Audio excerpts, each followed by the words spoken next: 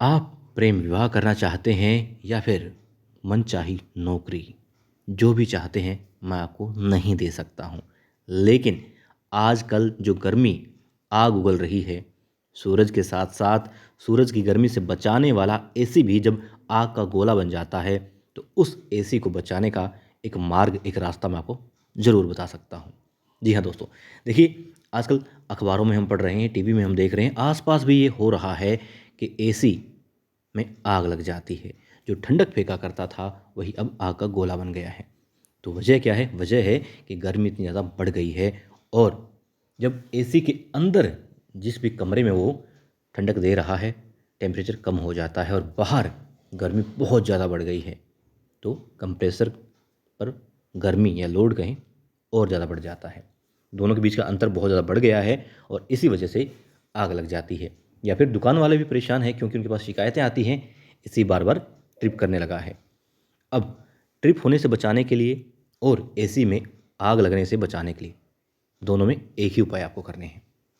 देखिए, आप एसी को यूँ बचा सकते हैं कि जब भी ट्रिप होने लगे, आपका एसी बार बार कट मारने लगे, तो फिर आप हर 1 से 2 घंटे में उसे 5 से 10 मिनट के लिए बंद कर दें। इससे ट्रिप होने की समस्या खत्म हो जाएगी और जो आग लगने का खतरा है वो भी आधा हो जाएगा। अब एसी को ओवर हीटिंग से बचाने के लिए कंप्रेसर पर छाँव कर दें। आप शेड बना सकते हैं या आजकल हरी चादर आती है वो लगा सकते हैं। लेकिन उसमें और एसी में, एसी के कंप्रेसर में थोड़ा गैप होना ज़रूरी है। ये नहीं कि बिल्कुल उसके ऊपर लगा दो, थोड़ा गैप होगा 4-5 फीट का, तो उससे टेम्परेचर 5 से 7 डिग्री कम हो जाएगा, कम गर्मी होगी। अब कंप्रेसर पर आप जल्दी-जल्दी, मतलब हर रोज़ नहीं, लेकिन यदि हर रोज़ भी संभव हो तो 1-2 डब्बे पानी के डाल दें, उससे भी वो थोड़ा ठंडा रहेगा।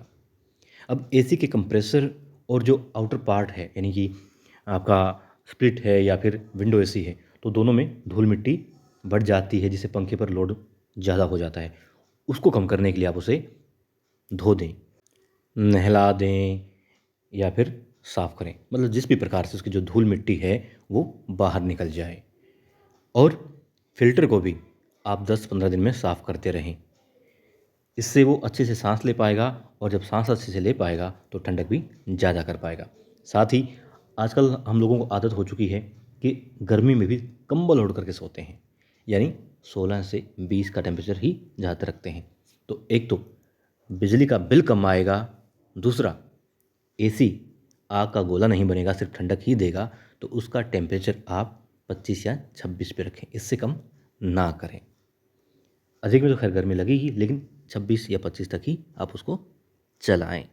तो एसी के लिए, आपकी जेब के लिए और आपके लिए अच्छा है। तो एसी को बचाने के लिए जो प्रयास हो सकते थे मैंने आपको बता दिए हैं।